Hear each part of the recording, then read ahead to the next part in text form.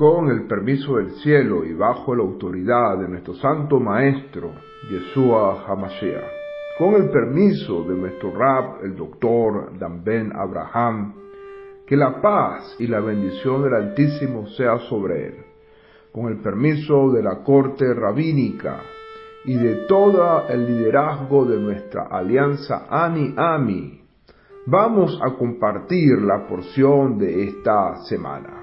Estamos iniciando un nuevo libro de la Torá, conocido como el Sefer Bamidbar, en el desierto.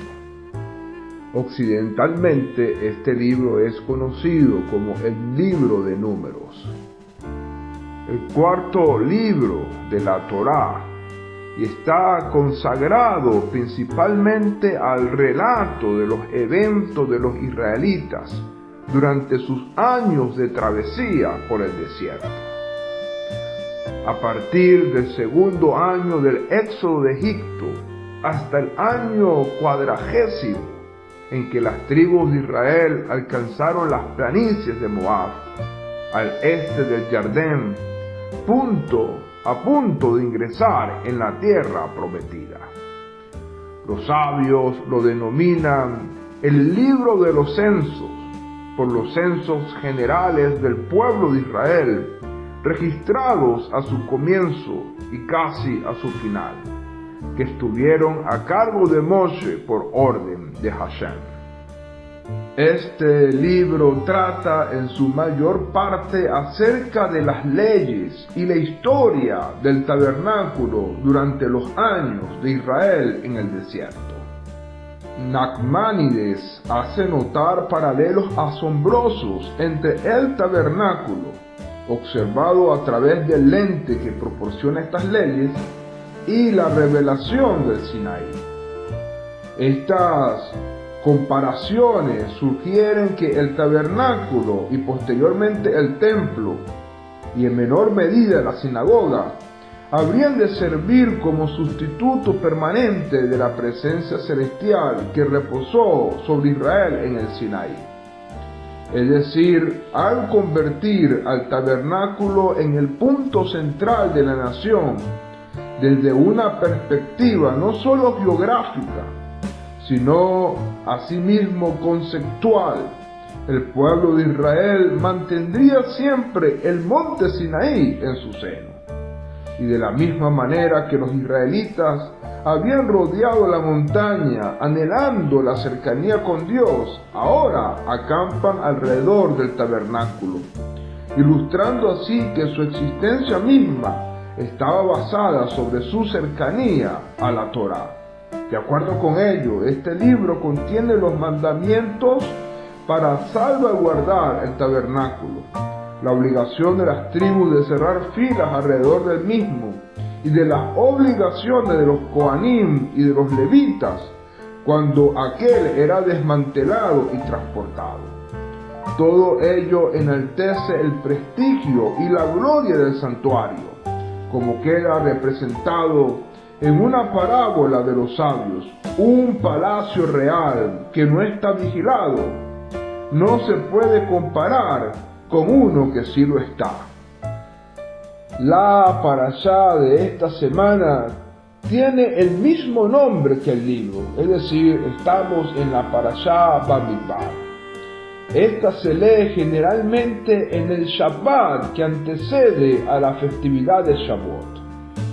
Explican los sabios que ello responde a uno de las disposiciones del escriba Ezra para finalizar el año y sus maldiciones, es decir, para que obre como interrupción entre las secciones Bejucotai, que fue la sección anterior, que contiene las reprimiendas del pueblo, y la festividad de Shavuot, que en opinión de los sabios es el año nuevo para los frutos del árbol. Otras explicaciones nos han dado nuestros sabios para poder entender la conexión entre la parashá Bamidbar y la festividad de Shavuot. Los sabios se preguntan con respecto a esto, ¿cuál es la razón por la que el primer versículo, pasuk, del libro de Bamidbar la Torá nos detalla en qué lugar Hashem nos dijo sus leyes. ¿Acaso no sabemos ya que el pueblo se encontraba en el Sinaí? No debería haber necesidad de repetir esto. Responden nuestros sabios que cuando Israel recibió la Torá, vino cada una de las naciones del mundo a reclamar porque no fueron ellos quienes tuvieron el mérito de recibirla. Hashem les contestó que les muestren el Sefer Hayohasin, es decir, el libro de la descendencia, y el linaje de ellos, es decir, quiénes eran sus antepasados, de la misma manera que Israel lo hizo. Por ellos no pudieron hacerlo, y es por eso que Am Israel, el pueblo de Israel, tuvo el mérito de ser quien recibió la Torá. Continúan nuestros sabios diciendo que esta es la razón por la que inmediatamente después de recalcar en dónde se encontraba el pueblo, es decir, el lugar donde recibieron la Torá, en el Sinaí, pasa la Torá enseguida al conteo detallado de Israel y a describir la descendencia de cada familia, ya que fue solo por ese linaje que Am Israel tuvo el mérito de ser quienes recibieron la Torá. Con esto podemos entender perfectamente la conexión entre Bamidbar y Shavuot. Fue justo el producto de este censo detallado que recuenta nuestra parashá, por el cual tuvimos el mérito de recibir la Torá en Shavuot por sobre las otras naciones. Habiendo ya citado a nuestros sabios, el cual es difícil de comprender, debemos hacer un análisis más profundo del mismo. El Sefer Zichron Jacob pregunta, ¿a qué se refiere el Midrash con esta descendencia que demostró Israel, la cual no pudieron mostrar las naciones? ¿Por qué eso le dio el mérito a Israel de recibir la Torá sobre ellos? ¿Acaso por el hecho de no probar su descendencia, la Torá no le corresponde a las naciones? ¿No pudieron ellos también detallar su descendencia de la misma forma que lo hizo Israel? La Gemara responde a esto en el tratado de Abodá Zará. Dice, en un futuro vendrán las naciones a reclamar no haber sido ellos quienes recibieron la Torá. Y aunque reconocen que la rechazaron, querrán todavía alegar que a Israel le pusieron el monte encima, forjándolo a recibirla, cosa que no hicieron con ellos. A este argumento Hashem le responderá, si cumplieron al menos los 7 mandamientos dados a la humanidad, está obligado a cumplir incluso antes la Torá. Ellos dirán, Israel, quien sí recibió la Torá, ¿cómo y cuándo la cumplió? Sobre esto Hashem les traerá un ejemplo de cada una. Vendrá Nimrod a atestiguar que Abraham no hizo idolatría. Vendrá Labán a atestiguar que Jacob no robó. Vendrá la esposa de Potifar para atestiguar que Joseph no cometió adulterio, y así sucesivamente. Podemos con esto explicar que el reclamo de las naciones no se basaba en el hecho de que Hashem no les ofreció la Torá, sino que argumentaban por el hecho que Israel fue forzado a recibirla, como dice el Midrash, colocándole el monte Sinaí encima, y a ellos no. Es sobre esto que Hashem les responderá que le muestren su linaje o descendencia para ameritar ser forzados de esa forma. Israel, quienes sus antepasados cumplieron los 7 mandamientos, podrían demostrar esto y estar meritorios para recibir la Torá, pero las naciones que sus antepasados fueron malvados y ni siquiera las 7 leyes cumplieron, no tendrán nada que argumentar, tal como lo dice el rabino Shaul de Tarso en la carta de los Romanos. Los antepasados de las naciones gentiles, en vez de glorificar a Hashem, decidieron darle culto a las criaturas antes que al Creador, el cual es bendito por los siglos de los siglos. En la Parashá Bamidbar no encontramos ninguna mixba. Y entre los tópicos generales que podemos destacar de esta Parashá se encuentra el censo del pueblo. Número 2, los israelitas en el desierto, el orden y la formación de las tribus en su travesía. Y número 3, el encargo de los levitas para servir en el tabernáculo. Con respecto al primer tema, que es el censo en el desierto, el tema que precisamente le da el nombre de Números a este libro, los sabios mencionan que Dios le ordenó a Moshe y a Aarón que con la participación de los jefes de las tribus se tomase un censo de todos los varones mayores de 20 años de cada tribu por separado.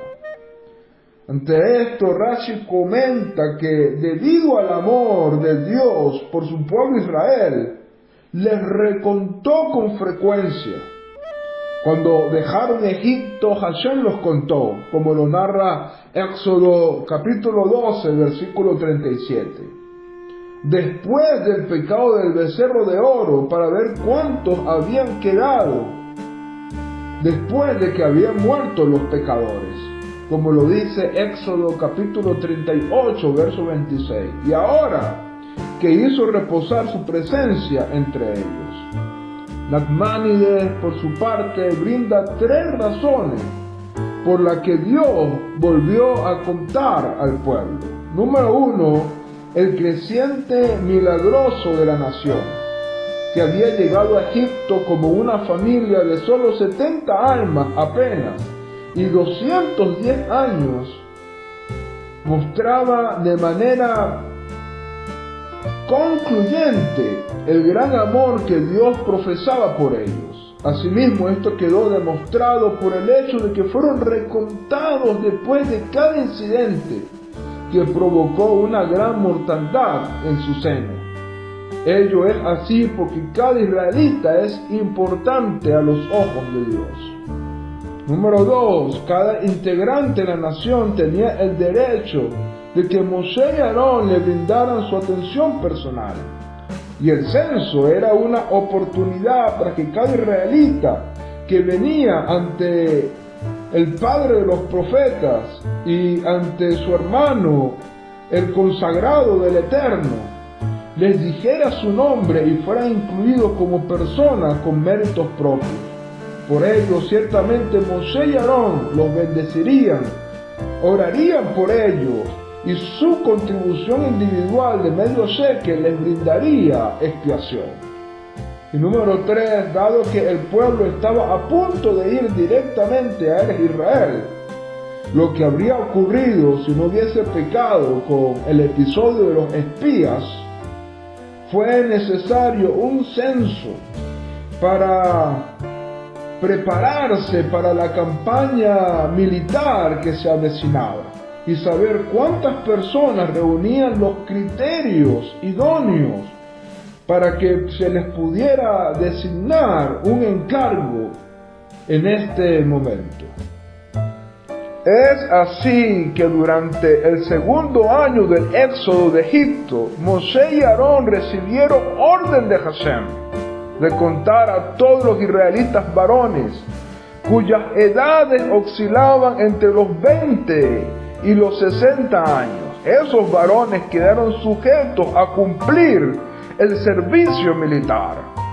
El censo reveló que 603.550 hombres estaban disponibles para cumplir sus deberes en el ejército. La tribu de Leví fue excluida del censo general a causa de su misión especial en el tabernáculo. Debía mantener el orden y la disciplina en todo momento, ya fuera que los israelitas estuvieran acampando o estuvieran en marcha.